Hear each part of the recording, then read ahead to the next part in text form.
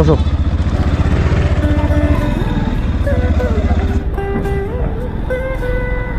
চাল পাওয়া যাবে? 1 বস্তা চাল, মসুর ডাল 1 কিলো, চিনি 1 কেজি, সরষের তেল দাও, লাইফ বয় সাবান দিয়ে দাও 2টা। তোমার কি খাচ্ছ? চকলেট? কত হলো? 1665। না